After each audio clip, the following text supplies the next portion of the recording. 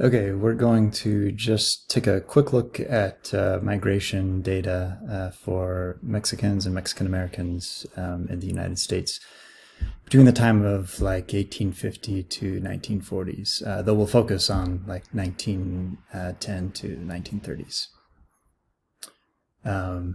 So first of all, when we look from the 1850s to the 1940s, you can see there's a huge rise in migration starting in 1900, and then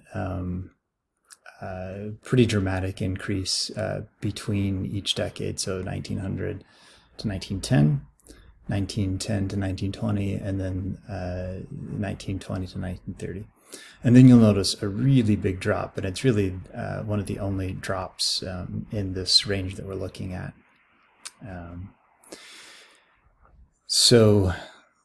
Also one thing to keep in mind, if you look at the numbers over here, we're looking at around 450,000 in the 20s, 200,000 in the 1910 to 1920.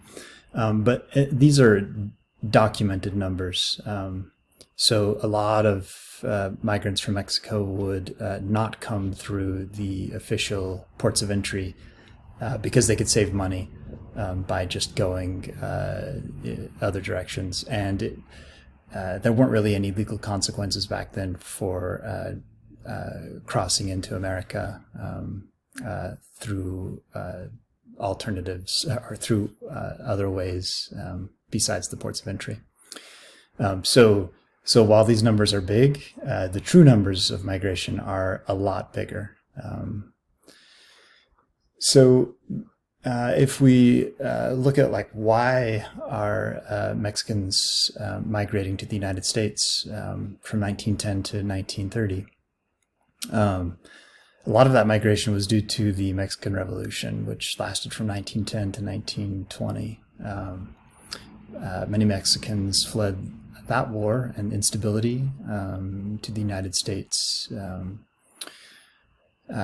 Also, it continued to grow in the 20s, even after the revolution was over, because of job opportunities in the United States, especially in agriculture, mines, and railroads. So, and that's a lot of what's going on in the West at the time. So over 1 million Mexicans came to the United States during these decades, and that's about 1/10 of the population of Mexico. So it's a pretty huge number. And by the 1920s, many Mexican American communities were already established throughout the Southwest and even in the Midwest. But also keep in mind, a lot of the West, which is what we'll be talking about a bit, a lot of the West was already Mexico. So yeah, there were some new communities established, but there were already existing communities in the West before the U.S. was even, or before that area was even part of the U.S. So now if we look at arrivals and departures, this also gives us a big picture. So if we look at that huge decline between the 20s, so this is kind of zooming in. So both of these represent the 1920s. So this is the first half of the 1920s, second half of the 1920s, first half of the 1930s, second half of the 1930s.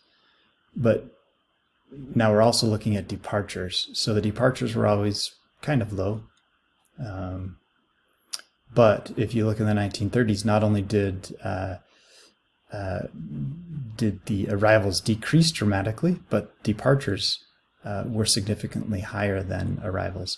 And again, keep in mind, this is official. So these are people who left through the official ports of entry, people who came and left through those official means.